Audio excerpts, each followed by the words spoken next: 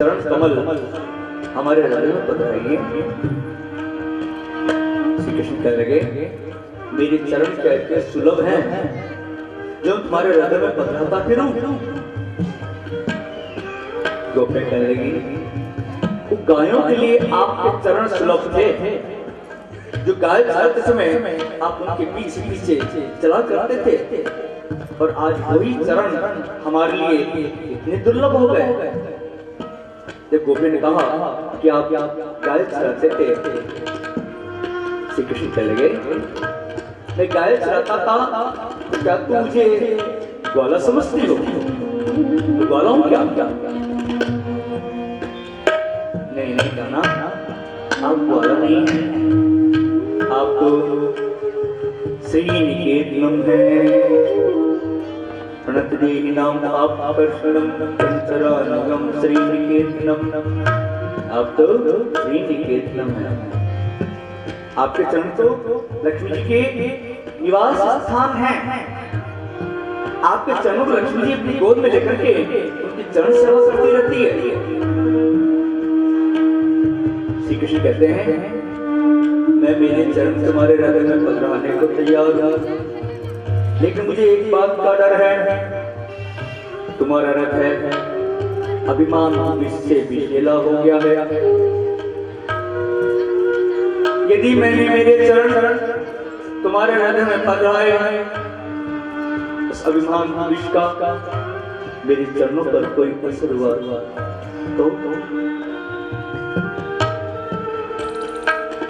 तो कहने लगे, प्रभु आप तो हमारी भावना की हंसी उड़ा रहे हैं। अरे नहा, आपके चरण तो फणी फणार्पितम ते पदाम्बुजं तनुकुचेषु न क्रंदरच्यम। आपके चरण तो फणी फणार्पितम है, वो काली नाग का विष आपके चरणों का कुछ भी नहीं बिगाड़ पाया। फिर हमारे हृदय में जो अभिमान विष है, क्या बिगाड़ पाएगा? और फिर जब आपके चरण हमारे हृदय में पधरा देंगे, फिर वो विष थोड़ी रहेगा, वो तो अमृत हो जाएगा, क्योंकि आपके चरण तो प्रणाम करने वालों के भी पापों का नाश करने वाले हैं। फिर हमारे हृदय में अभिमान विष थोड़ी रहेगा, वो तो अमृत हो जाएगा।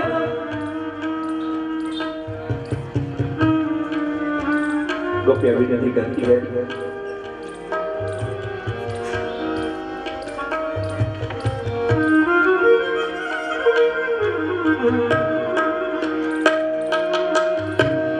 मधुरिया गिरा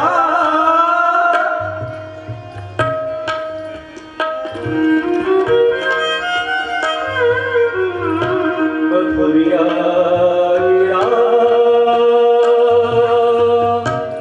बलगवा क्या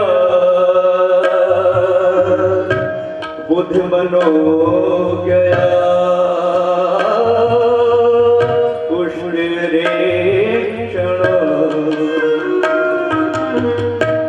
विधि करी वीर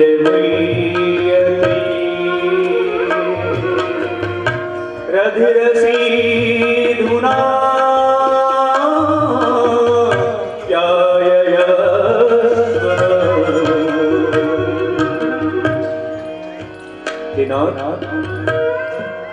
अपने अधरामृत का पान करा करके हमें जीवन दान दे दो। जो श्री कृष्ण कहा, गोपियां कहती है, हमें जीवन दान दे दो। श्री कृष्ण कहते हैं, अरे तुम मुझसे जीवन दान मांगती हो? तुम तो जीवित हो, जी रही हो, मुझसे बातें कर रही हो। जीवन दान तो वो मांगे जो मर गया हो। मुझे लगता है तुम्हारा प्रेम सच्चा नहीं है। यदि तुम्हारा प्रेम सच्चा होता, मेरा वियोग होते ही तुम्हारे प्राण निकल जाते, जैसे कि महाराज दशरथ के राम के वियोग होते ही प्राण निकल गए थे, क्योंकि उनका राम के प्रति सच्चा प्रेम था। राम राम कही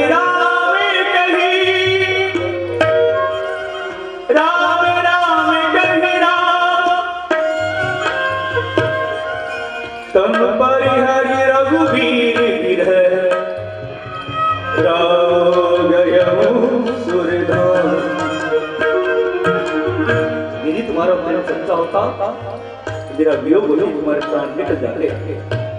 मुझे लगता है तुम्हारा प्रेम सच्चा नहीं है। जब श्री कृष्ण ने कहा तुम्हारा प्रेम सच्चा नहीं है, सुनते गोपियों को बड़ा दुख हुआ। गोपियां बड़े जोरों से रो रो करके कहने लगी, श्याम सुंदर क्या कह रहे हो? हमारा प्रेम सच्चा नहीं है, हमारे प्राण निकले नहीं। अरे हमारे प्राण निकल रहे थे, लेकिन तब कथा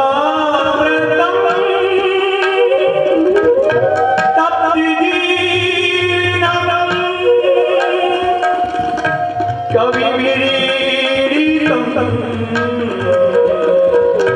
कल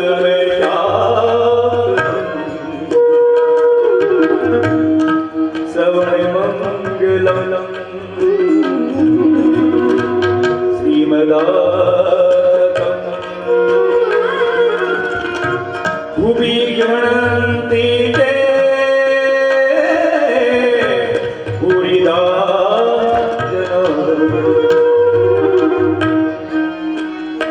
क्या कह रहे हो? हमारे प्राण निकले नहीं। अरे हमारे प्राण तो निकल रहे थे, लेकिन ये तो कथा तो जीवनम तेरा कथा अमृत, तेरे नाम अमृत हमारे प्राणों को तेरी वियोग अवस्था में भी रोके हुए है। तेरी कथामृत का पान करने के लिए लोग में, तेरी नामामृत का पान करने के लिए लोग में हमारे प्राण अभी तक रुके हुए हैं, वरना हमारे प्राण निकल रहे थे। तूने हमें मिलने का जो वचन दिया था, इसी आशा में हम जी रही हैं। भगवान की कथा मोक्ष प्रदान करने वाली है, परमानंद का दान करने वाली है, संसार पाप से पीड़ितों की पीड़ा का निवारण करने वाली है। इसलिए सभी दानों में कथा दान सर्वश्रेष्ठ बताया है। सबसे बड़ा दान है कथा दान। गोपियों की प्रभु के दर्शन की लालसा थी। गोपियां अपनी आंखों पर पलकें बनाने वाले ब्रह्मा जी को भी खोजती है। कहती है कुटिले कुंतला श्री मुखांचते जड़ दीक्षितो पद्मेकर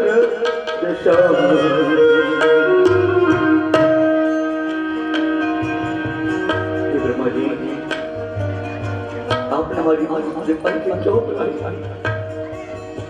क्योंकि पलकें तो देती ना, तुम एक क्षण के लिए हमारे श्याम सुंदर के दर्शन से हम वंचित रह जाती हैं। यदि पलकें नहीं होती कितना अच्छा होता। हम निरंतर हमारे श्याम सुंदर का ही दर्शन करती रहती।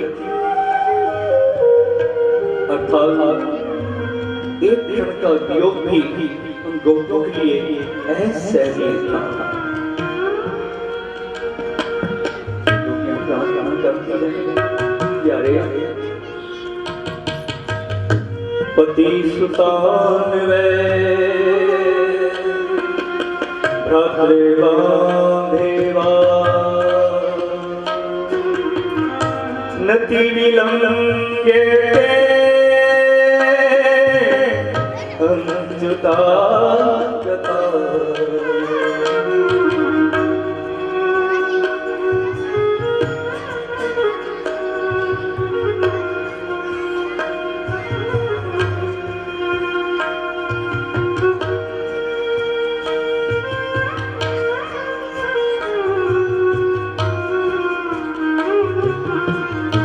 प्यारे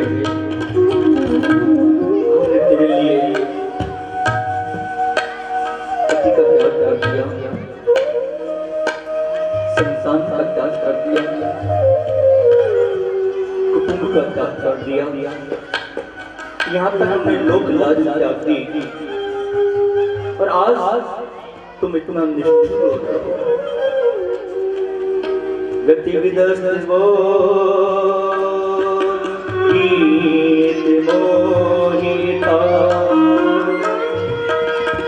हितवयोषिता कसदे। सब कुछ त्याग दिया हमने तेरे लिए, और आज तुम इतना निष्ठुर हो। इसका ऐसा नहीं है, विरह वेदना कारण गोपियां रोने लगी। प्रभु को प्रसन्न करने के लिए, प्रभु को प्राप्त करने के लिए प्रभु के गुणगान करना ही पर्याप्त नहीं है, प्रभु के लिए रोना भी आवश्यक है, प्रभु के लिए रुदन करना भी आवश्यक है। अरे संसार के लिए रोते हो, प्रभु के लिए रो। यदि प्रभु को प्रसन्न करना चाहते हो तो प्रभु तुमसे कुछ भी नहीं मांगते हैं। इन आंखों से तो आंसू की बूंद मांगते हैं और कुछ नहीं मांगते हैं। इति गोपे प्रगायन्ते प्लयन्त सिद्धचित्रधा रूप सुश्रुम राजा कृष्ण दर्शन लालिता। श्री रामकृष्ण परमहंस एक बात कहा करते थे, वो कहते थे इस संसार में यह मनुष्य अपनी पत्नी की मृत्यु हो जाने पर, अपने पति की मृत्यु हो जाने पर, संतान की मृत्यु हो जाने पर, धन के नाश हो जाने पर आंसुओं की नदियां बहा देता है। लेकिन मुझे प्रभु का दर्शन नहीं हुआ, इस दुख के कारण दो आंसू की बूंद बहाने वाले इस संसार में कितने लोग हैं। अरे संसार के लिए रोते हो, प्रभु के लिए रो। यदि प्रभु को प्रसन्न करना चाहते हो तो प्रभु तुमसे कुछ भी नहीं मांगते हैं। इन आंखों से दो आंसू की बूंद मांगते हैं, कुछ नहीं मांगते हैं। और अपने दैनिक जीवन के नियमों में एक नियम और जोड़ लो। हमारे दैनिक जीवन के नियम है, समय पर सुबह उठना है, समय पर नहाना है, समय पर खाना है, समय पर दफ्तर जाना है, समय पर सोना है। ऐसे ही एक नियम अंत में और जोड़ लो कि मुझे रोजाना प्रभु के लिए दिन में एक बार रोना भी है। एकांत में बैठ करके किसी को दिखा करके नहीं। गोविंद, मेरा आज का दिन भी निरर्थक चला गया, मुझे आज भी आपका दर्शन नहीं हो पाया। ऐसे भाव अपने हृदय में लाते हुए प्रभु के लिए दो आंसू की बूंद बहाने का नियम बना लो। प्रभु तुमसे कुछ नहीं मांगते, इन आंखों से दो आंसू की बूंद मांगते हैं। गोपियों का रोना श्री कृष्ण से देखा नहीं गया, क्योंकि गोपियां अभिमान रहित होकर के, नम्र बन करके, दीन बन करके रो रही थी। श्री कृष्ण प्रकट हुए, गोपियों को बड़ा आनंद हुआ। गोपियां श्री कृष्ण से पूछती है, श्याम सुंदर, इस संसार में कुछ लोग ऐसे हैं जो कि प्रेम करने वालों से प्रेम करते हैं, कुछ लोग ऐसे हैं जो कि प्रेम ना करने वालों से भी प्रेम करते हैं, और कुछ लोग ऐसे हैं जो कि संसार में किसी से भी प्रेम नहीं करते हैं। आप इनमें से किस प्रकार के प्रेमी हैं? श्री कृष्ण कहेंगे, गोपियों, जो प्रेम करने वालों से प्रेम करते हैं वो तो स्वार्थी हैं, और जो प्रेम ना करने वालों से प्रेम करते हैं, जैसे कि बालक अपने माता पिता से प्रेम ना करें, लेकिन माता पिता अपने बालकों से प्रेम करते हैं। और अवधूत कोटि के महात्मा इस संसार में ईश्वर के अलावा किसी से प्रेम नहीं करते, लेकिन मैं इन सबसे परे हूं। मैं किसी कोटि में नहीं आता। गोपियों, मेरे वियोग में तुम्हें दुखित तो होना पड़ा, लेकिन एक विशेष प्रकार के योग का दान करने के लिए मैंने तुम्हें ये वियोग दिया। गोपियों, वियोग अवस्था में अपने प्रेमी के साथ तादाद में अधिक होता है। संयोग होने पर तो अपना प्रेमी केवल एक दिखाई देता है, लेकिन वियोग होने पर तो संसार में जहां भी दृष्टि जाती है वहां अपने प्रेमी का ही दर्शन होता है। गोपियों, इस वियोग में तुमसे ज्यादा दुखी मुझे होना पड़ा, क्योंकि तुम सब तो आपस में एक दूसरे को सांत्वना दे रही थी, लेकिन मुझे तो यहाँ सांत्वना देने वाला कोई नहीं था। गोपियों, तुम्हारे अंदर थोड़ा सा अहंकार आ गया था। उस अहंकार को नष्ट करने के लिए, तुम्हारे मन को मुझ में केंद्रित करने के लिए मैंने तुम्हें ये वियोग दिया। गोपियों, मैं तुम्हारे प्रेम का ऋण कभी नहीं चुका सकता। मैं तुम्हारा ऋणी हो गया हूँ। श्री कृष्ण गोपियों के ऋणी हैं, तभी तो वृंदावन को छोड़ करके नहीं जा सकते। उन गोपियों को वचन दिया, वृंदावन परित्यज्य पादे न गच्छति। मैं वृंदावन को छोड़कर एक क्षण भी, एक कदम भी बाहर नहीं जा सकता।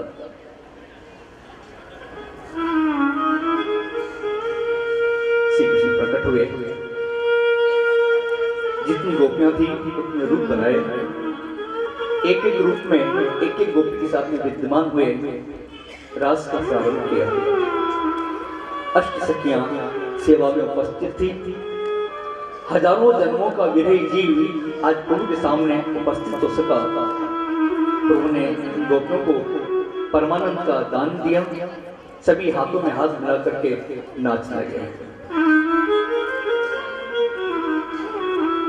इस रासलीला को सभी देवता, गंधर्व, नारद जी, ब्रह्मा जी आकाश से निहार रहे थे। ब्रह्मा जी इस लीला को निहारते निहारते सोच लगे, श्री कृष्ण की गोपियां ये तो निष्काम है, फिर भी इसका पराई नारी के साथ लीला करना मर्यादा का उल्लंघन है। कृष्णावतार तो धर्म मर्यादा का पालन करने के लिए हुआ। ब्रह्मा जी रजोगुण के अधिष्ठाता देवता हैं। जिसकी आंखों में रजोगुण है उसको हर कहीं वैसा ही दिखाई देता है। श्री कृष्ण सोचते हैं, इस बुढ़े को मैंने तो धर्म सिखाया और आज ये मुझे धर्म सिखाने